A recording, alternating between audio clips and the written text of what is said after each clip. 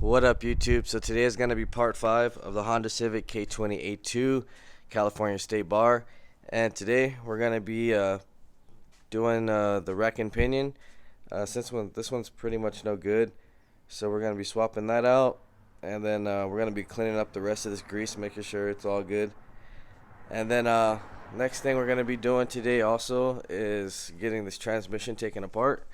We're going to be putting the brand new k20a2 clutch on here, and then I'm also going to go take the transmission down to go get an LSD installed, just a factory type R LSD, something the customer wanted. So I'm going to get that ready as well. So we got to take out all these 17s around here, and I'll probably take off the half shaft. There's 3 14s on that right there, one, and then over here. Yeah, so right now I'm gonna go ahead and start getting this ready. I gotta take off this front mount as well, which we're not even gonna be using anyways, and start getting this thing ready to pretty much go to inspection. It's also gonna have the sink rails inspected and make sure everything is perfect, so this can be a a good daily driver and pretty much just be a full reliable car. Most of the times these transmissions do go out second and third sink rails, so if you have somebody who can check it out, it's always good to get that checked out if you can. But either way, we're just gonna go get the LSD most likely upgraded. So I'm gonna go ahead and start taking everything apart. We'll come back and see what we're gonna do next. Alright, so we're back. I got the transmission out and I got the fluid drained out. Next thing I gotta do is take this clutch out and then resurface the flywheel, and after that I'm gonna pretty much start getting this loaded up so we can take it down the hill. Might be hopefully finished by tomorrow, we'll see. Might even try to do it today. Other than that, I'm gonna do the clutch and then we'll come back and start getting the rack and pinion taken out, which is just 2 14s and then 2 17s, I believe. And then the outer tie rods are 17s, and then we got a 10mm inside for the actual steering column.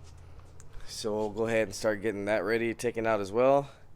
And then pretty much once the LSD is installed, we'll come back and install the clutch as well, the brand new one from k20a2.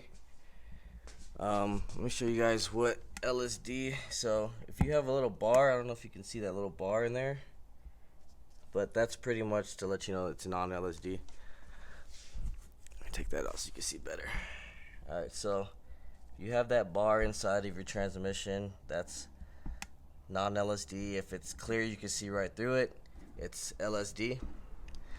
So once it's installed, I'll show you guys afterward. So right now I'm gonna go ahead and load this transmission up and get ready to take it to the transmission shop, and then we'll come back, start doing the clutch and installing the rack and pinion.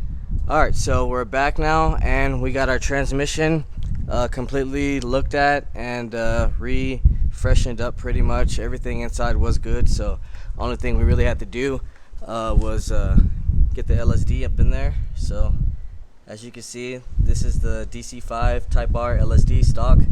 They handle really good power, at least up to like 500-600 horsepower. So this is just going to be like a good daily, but it's actually a good thing he did go LSD, because that actually helps these cars get off the line a lot better, with especially when you're going K series. There's a lot of power, and when you're putting it on one leg, your traction is just very minimum. I'm pretty sure a lot of people who've went from non-LSD to LSD can understand what I'm talking about. Another thing is we got the clutch off, and I wanted to show you why I felt like something was wrong. So it did get cracks, and it was cracking right here as well. So that's why I kind of felt like when I was driving in the video and I kind of had a little slight grind, I was wondering what it was. But yeah, so it wasn't anything too major, but it eventually was gonna go out. So right now I'm gonna go ahead and get the surface all cleaned up, and then we're gonna install the new clutch, and then we'll put the transmission back on, and then I got to take off this rack and pinion so we could put the new one on there. And I think we should be pretty much ready to start installing the swap. I got to change out the water pump still, so I'm gonna go ahead and take off this. This is a 14 just break the tension, and we're gonna take this AC compressor off, and then we'll swap out the water pump, get all that ready, and then I'll show you guys how I'm gonna tilt the motor so you can actually use the stock RSX exhaust manifold. Alright, so we're back now.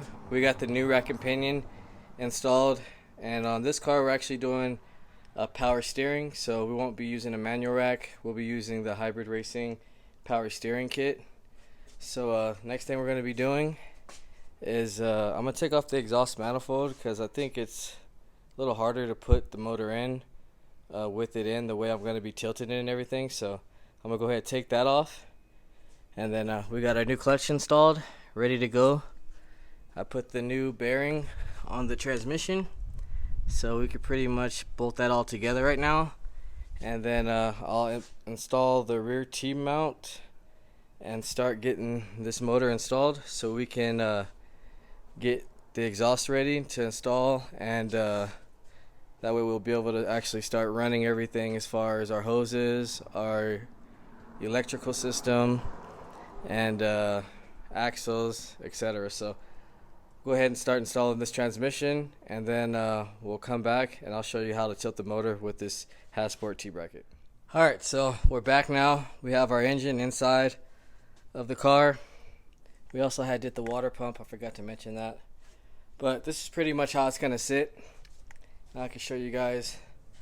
It does clear the subframe, so we'll be able to bolt it on. So yeah, when you do install it, you want to do the rear mount first, the passenger, and then driver last. And you kind of want to put the bracket on and then have these slightly threaded, because it is going to have some pressure. So you're also going to have to run some washers back here too as well. So I just wanted to show you for the angle that it's at right now. So that's, yeah, pretty much how you tilt the engine for bar. Other than that, stay tuned, guys. We got a lot more stuff to do on this car. Unfortunately, we're not going to be able to run power steering with this setup like this, so we're going to run the EP3 pulley kit from K20a2.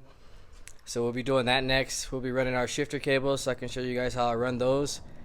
Probably through the clutch line and just simple stuff. But next video will be on the H22.